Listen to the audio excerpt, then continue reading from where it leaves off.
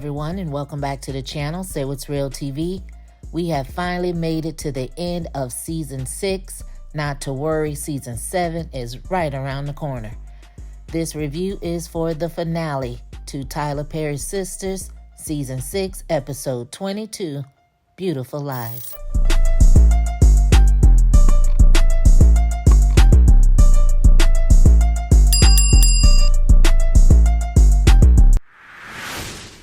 So we open up the episode continuing the conversation between Danni and Sabrina about Petty Preston sending her a picture of him getting married.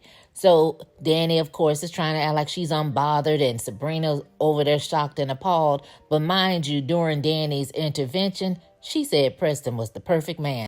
But anyway, so she can't believe it, and Danni read the message that he sent with the picture saying, you know, you made your decisions, I've made mine. I blocked you out of my phone and my life. Is Preston being mad messy? Yes, he is. But I don't feel sorry for Danni. She decided, she went to that man and said, let's make this thing official. She was willing to forgive him for everything in the past, the ultimatum, all of that. We all know Preston is not the perfect man. None of these guys on this show is perfect. So we already knew that. But when Danni went to him to make it official, she forgave him. So it was time to move forward from all of that. But she decided to go skin and grin up in somebody else's face, be out all time of the night, sneaking and creeping, coming in the house late, don't want to be bothered, don't want to talk, leave the man home, sitting on the sofa all day waiting for her to come home. What else was he supposed to do? What real grown man is going to sit there like a fool and wait for you every night to come in the house when you've been out frolicking around with somebody else? No. Now, as far as all the little marriage thing goes, child, don't nobody care. Preston don't love Mindy like that, so let him be miserable over there worrying about what you got going on, and you just need to move the hell on because that's what you wanted to do anyway. So Sabrina, she can tell that Danni is in her feelings and she's trying to make sure that she's okay. So Danni told her, look, stop asking me that. I'm good. Sabrina brings up the double date again and lets her know when she gets in these little funky moods, she tends to get a little wild. And she just does not want her to mess up a good thing again. And I guess she's referring to Tony being the good thing this time. I don't know. Danni got a little offended or whatever and basically told her, no, I don't need anybody looking over my shoulder, babysitting me. I got this. And basically she ended up getting off the phone with Sabrina and told her she had to go back to work. So we go over there to the law firm where Penelope and Andy are trying to have a conversation when Gary interrupts them, telling them he's not letting them go anywhere to talk by themselves. All the ladies are telling him just to leave, go somewhere, get out their face. He's telling Penelope how much he loves her, how Andy means absolutely nothing to him. All the same stuff he said over there at Jordan's house. Fatima got tired of listening to it and told him get the hell up out of there and told Andy just go to your office. So Gary, he then tells Fatima to get up out of his face. She steps up in his face even more and said, who the F do you think you're talking to? I guess he forgot who he was dealing with. So they go back and forth about who gonna get up out each other's face, and then he threatens her about her job. She tells him he makes her not give a damn about the job or going to prison. And he says to her, oh, you will, as if he has all the pull in the world to get her fired from her job. Why are you over there making all these idle threats? Who are you gonna call, the mayor? Last I know, Robin was the one doing the hiring and the firing. Now, unless you know where Robin is, who are you going to call above him? Gary, please go sit down somewhere. So Hayden, he pops up and Gary uses him as a scapegoat to make it seem like he had an appointment with Hayden when we already know Hayden told him to find him a new lawyer that morning, but we'll keep rolling with it. So she tells them his office is over there, so keep your ass over there. He tells her how much he has a little bulldog in and how he likes that. Fatima let him know if you keep effing with her, you gonna find out how she bites. Somebody needs to unleash on Gary quick, fast, and in a hurry. So Gary tells Fatima he'll see her soon, and Hayden couldn't pass up an opportunity to make his little idle threat and basically just told her he got something real juicy planned for her. She better just sit and wait for it. And she told him he need to start counting his days like yesterday. So we get in Andy's office and her and Penelope are talking, and Penelope starts asking her questions about Does she love Gary? Do she still love him? Do she still want to be with him? Andy says, not after last night. Andy knows she be contradicting herself, but we'll keep moving. So Penelope, she starts getting emotional and telling Andy that she doesn't want to force her to do anything she doesn't want to do, but yet and still you showed up to her job anyway. So Andy told her, that's fine, you're here, I'm willing to help. So the two of them, they get to talking and comparing notes that's on Penelope's calendar, and she basically lets Andy know that there are at least 2 other women that she has pinpointed. Andy is looking shocked like, oh no, other women? Andy, you've been knowing this from the beginning of the series. So I don't know why you acting like you're shocked at the news, girl. You already knew the potential this man had to have multiple women. Like, what are we doing? And then to top it off, Andy tries to make excuses for Gary and says that they could be his clients. Girl, no, you know they're not clients. Penelope knows they're not clients, and she told you that. So she holds up the ring in front of Andy and says, this is our ring, so take a look at this girl's ring. So Penelope, I feel like you're playing in our face, because why are you acting so distraught over the situation when you've literally been stalking somebody's page for the longest to associate them with Gary and to be able to match the rings up? That doesn't even make sense. So you get in front of the girls at Jordan's house talking about you don't mess with cheaters, you could never be with a cheater, all the while you knew you had a cheater. So apparently Gary is giving out an engagement ring to every girl he's out there messing with. So Andy, she wants to go and confront Gary, but Penelope acting like she's scared and don't want to face him. I don't know why. That's the perfect time. You should be all up and through his face asking questions. Girl, please. So Andy basically have to convince her, look, I'll do all the talking. Don't worry about it. So Andy, she calls Fatima because she already know Fatima ain't gonna play with him. So she needed her for a backup. So they go and bust in on Gary and Hayden in the little conference room. And Gary has the nerve to say, what is this all about? I'm like, really, Gary? So Andy lets him know that they have been comparing notes and they found out he has been messing with other women. So Gary basically tells Andy he doesn't have to explain nothing to her because she don't matter. And tells Penelope, you know, I love you, blah, blah, blah. And Fatima told her, look, don't fall for that. He gonna be playing you like he did Andy. So then Hayden, he had to jump in and say, oh, the way you played me with Tamara, like, oh, don't worry, I'm gonna get you back. So Fatima and Hayden, they go back and forth. And Gary was like, look, enough of this. Penelope, look, I love you. She doesn't mean anything to me. She doesn't matter. And Andy was like, look, did I ever tell you how I met his wife? So Penelope was extremely shocked at this news and couldn't believe it. And she asked him, what, a wife? Like, you didn't tell me about a wife. He says, I told you I had a situation.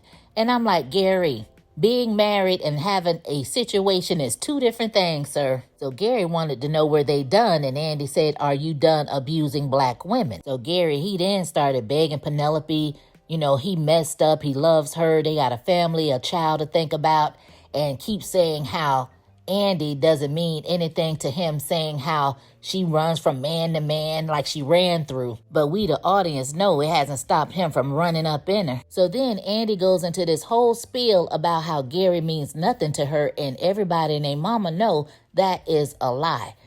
She says that she sat and watched as he took her through so much stuff, and I'm like, you need to take some type of accountability for allowing him to do that, for messing with a married man to begin with, Andy. She then lies and says that she's been using him this whole time until she found her perfect soulmate, all while collecting these expensive gifts from him. I'm like, girl, you know you wanted Gary. You wanted Gary. You were not using Gary. Stop the madness. So she tells him thanks for lying and cheating because it makes it easier for her to say F you and not see his face again. So that pretty much lets me know she'll be with him again. So he turns to Penelope, telling her not to listen to all of that mess. It's just material stuff.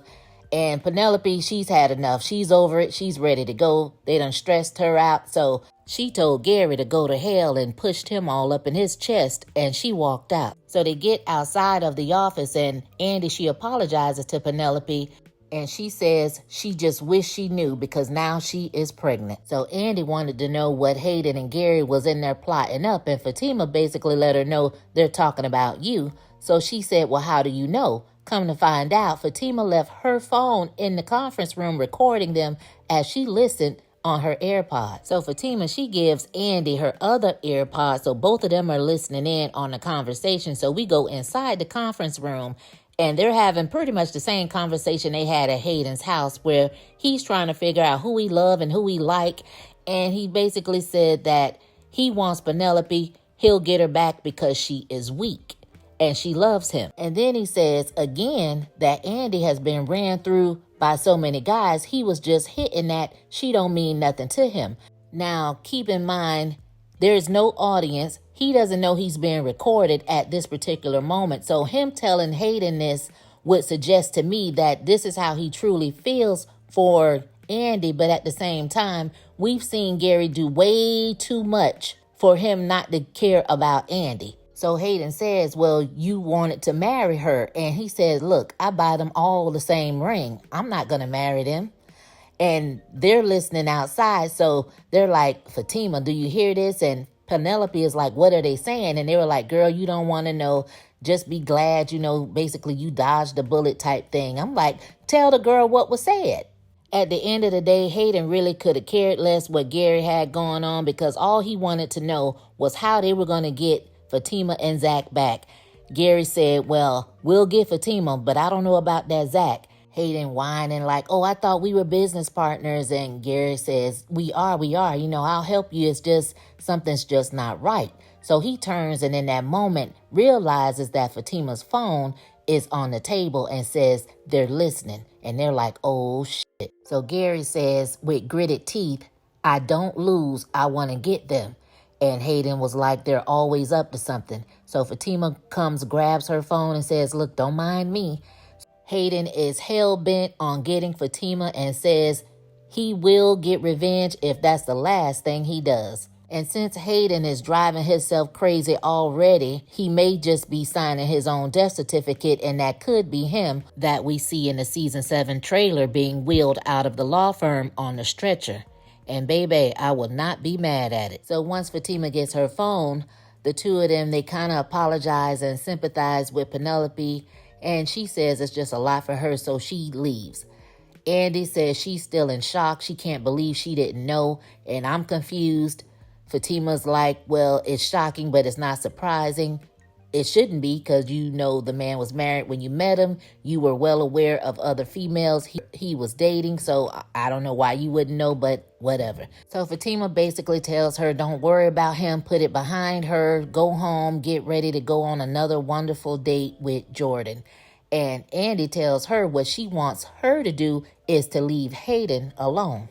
Andy actually holds her accountable and tells her she was wrong for bringing Tamara into the picture, and says she just doesn't want any more drama for her or Fatima, which we know the drama is just getting ready to start. So we go over there with Karen and Brian, and we meet Chelsea. She was sent by Shady Val because she does the commercial side of the real estate with their company. Of course, Brian is very familiar with Chelsea. So they do this whole song and dance back and forth about the negotiation of this particular property. He says that Robert, whoever I guess owns it, was given one price. Chelsea was saying it was a little high, so they just, go back and forth. I don't know if they scam it or what, but she wants to talk to Karen alone. So Brian, he steps outside. So then she's like, oh, don't act like you don't see it. That man, like, he's so perfect, the perfect body, perfect manners, great father, great husband, and never cheated on his wife. And I'm like, girl, how would you know all of that? How would you know he didn't cheat on his wife? And she tells Karen how she has friends that have tried him and he still didn't cheat on his wife. He wasn't tempted. And Karen told her that's how it should be. I would have been like, Chelsea, girl, why are you telling me all this? Like, he's a married man. I don't want him. So she was real persistent in knowing why Brian brought Karen over there in his car, talking about she assumed Karen had a car. Like, why are you assuming I got a car, and what difference does it make, Chelsea? So she seems to be a bit in her feelings, asking Karen 101 questions about this car ride. And I'm like, girl, you worrying about the wrong thing. I really don't know what to make of Chelsea because she got too much going on. She's acting like an ex of his. It's kind of giving Shady Val and Paul vibes, like they're exes, and, she knows what he does, how he does it, this and that and the other. She could be his current wife trying to fill Karen out, and they just play these little games so they can get these contracts from people. or she's just somebody who admires him, wants him really, really bad, and he has paid her absolutely no attention. I don't know. Karen had to tell her, look, can we just stick to the business we are here for? Like, you going all off on the deep end about this man and his personal life. So then she says like 150 times, like, oh, he must really like you because of this. Oh, he must really like you because he gave you this number. That must really say something because he likes you. Like, girl, please don't say that again. So she asked Karen a bunch of questions about financing a house and a car and all of that, and wanted to confirm with her that she wanted her to represent her. Karen told her yes. So then she wanted to know how exactly did she hear about her. Was it from Val or Zach? And she told her Zach. And then her nosy messy tail wanted to know, how does she know Zach? So Karen tells her, that's my baby daddy. And she said, oh, well, how old is your child? Karen tells her she's pregnant now and saw the look on Chelsea's face and said, don't worry, it was before Fatima, and told Chelsea to fix her poker face. And I'm like, Karen, you didn't have to explain a damn thing to Chelsea because it's none of her business or Valerie's. I mean, they look company a little too messy for me.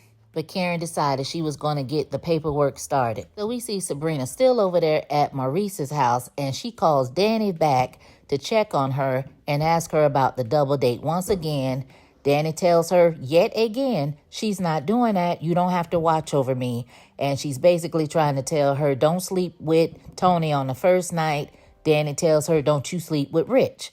So she says, look, I'm coming to your house to check on you. Danni told her, don't do that. She says, I'm coming anyway. I could tell you hurt. I hear it in your voice. So the two of them, they hang up, and Sabrina tells Maurice, look, I've been sitting here for hours waiting on you like a fool, if you ask me, because why are you even over there, Sabrina? He says he's trying to get his online business up and running, bouncethatAss22.org. So when he comes out, he has on this all black dominatrix type outfit on, and she's looking at him like, what the hell is going on here? And the two of them, they end up going back and forth. I guess he's getting ready to try to start his version of OnlyFans. And she says, look, Maurice, you will get another job. So the two of them go back and forth about each other's outfit. And Sabrina like, look, I'm leaving. So over there at Zach and Fatima's, Fatima is just getting home from work. She can't even rest her feet good enough. Zach wants to talk to her about something and says that he wants to give Heather $100,000. And Fatima basically telling him, have you lost your mind? Like, she's a hood rat. She's just going to keep coming for more. And before you know it, she's going to want $1 million. Zach keeps saying that Michael will already be in her custody before she starts asking for more money. And he doesn't have time. He just can't sit around waiting around this and that and the other. And Fatima is trying to talk him out of it and says, let's just wait on the courts. He doesn't want to do that. And she says to him, look, looks like you have your mind made up. So, of course, Zach wants to go like right now. And he's like, are you coming? And she's like, yeah, I'm coming. And then he tells her to leave her purse because we know what she has in the purse. Fatima told him, I'm not leaving nothing. Get them papers and come on here. Like, you already rushing me and worry about what's in my purse. Like, let's go. So they head on over there. So side note, Fatima just got home from work and getting ready to leave with this same exact purse. So are they allowed to have a gun inside the law firm like that? Like, where they do that at? So we get over there to Heather's house, and she over there cursing at Michael like he's somebody on the street. So Zach and Fatima, they get there. He knocks on the door. She's asking, like, what the hell do you want? I don't have nothing to talk to you about. He says, I just want to talk. I have money. Then when she hears money, she perks up like, where it's at? Zach is like, girl, open the door, like you can't see the money through the door. So she lets him in. So he asks her, can he see Michael? And she says, no, where's the money? He gives her $25K at first, and she says, no, I'm not doing that. He goes to $50,000. She's like, I'm not doing that. And then he tells her, look, I'll give you $100,000. Then she's like, why are you trying to buy him? You didn't even know he was yours. And Zach is like, well, thanks to you, I now know. I mean, what is Heather even talking about? Girl, y'all better go get a regular DNA test. Let's get some blood work going on for these kids. Like, for real, for real. So Heather tells him, look, if you're willing to give me all that, I know I can get some more money. So, of course, she basically did exactly what Fatima said she was going to do. So he looked at Fatima, and Fatima looking at him, basically saying, I tried to tell you. And Heather over there talking about why you looking at her. He tells Heather, look, I just want custody of my child. And she said, all you gonna get is cuss the F out. So she just basically said, I'm taking you to court. He said, I don't mind court. I just want him in a stable home. She basically told Zach that Michael will be fine because this is how she grew up. So Zach, he then tried to ask her, can he get Michael for a couple of days? She said, no, all you're going to do is leave before I call the cops. So while they're doing all of that, Fatima started walking towards the room where Michael was. Fatima gets in there and yells for Zach, and he runs in there, and we see Michael tied up in the tub. He looks at Heather and say, have you lost your mind? She says that she has to do that because he gets away. Zach tries to untie Michael. Heather tries to stop Zach from doing that, and Fatima grabs Heather like, bring your A on, and she yanks her and pushes her in the living room. Heather falls on the floor, and Heather goes to grab something, and Fatima got one hand in her purse, and she ready, locked and loaded, like, what you getting ready to do with that? Zach, he in there talking about, Fatima, no, I got him. Let's go. So they running out the door, and she yelling behind them, talking about kidnapping her baby or something. They get outside. Miss Cheryl, she up in the window talking about, oh, I'm glad somebody finally got him. And they put him in the car, and they get ready to leave. And I'm like, I hope y'all getting ready to go to the emergency room this time so that he can be treated for whatever may be hurting him, and they can possibly document any bruises that they see on him. So we go over there to the airport, and Danni, she's getting ready to leave work. So Tony, he goes to the counter and asks her, did she want him to walk her to her car? She said no, she'll be fine. He tells her that he's going to take her somewhere nice, and she's looking forward to it. He mentions that he talked to Rich, and him and Sabrina are going out, and Rich wanted to do the double date thing, and he told Rich that he just wanted to be him and Danni. And of course, we already know that Sabrina did the exact same thing, and Danni told her no as well, like 1,000 times already. So Tony mentioned maybe going out having drinks afterwards with them, and Danni told him no, she wanted to make afterwards about them as well. Bottom line, Danni is ready to have sex with Tony. We already know when Danni gets in her feelings and stressed out about whatever little situationship she happened to be going through it with, she's ready to move on and hunch the next guy. So that's what we're basically dealing with right now. But I think she does like Tony, but she's just ready to actually have sex with him now that Preston has done what he's done. But whatever. So they're talking all this little sexual talk. And he told her, look, remember, you're the one that started this. And she admitted to being the one that started and says she can back it up. So they agree to see each other later, and she leaves. So she walks to her car on her phone, not paying attention, realizes that there's glass all around her car, and she sees that her car windows are all bust out. Next thing you know, somebody comes from behind and grabs Danni, and the episode ends there. All right, you guys, that is a wrap for season 6. That was the finale. Drop down in the comments and let me know what your thoughts were on this episode. On the bright side, we get season 7 next week, January 3rd, New Beginnings. Can't wait for that. Hopefully we get some answers to what we just saw in season 6, episode 22. But until then, you guys, Happy New Year. Please, guys, be safe out there. Hope to see you in the new year. As always, thanks for watching, thanks for listening, and I'll catch you on the next one. Peace.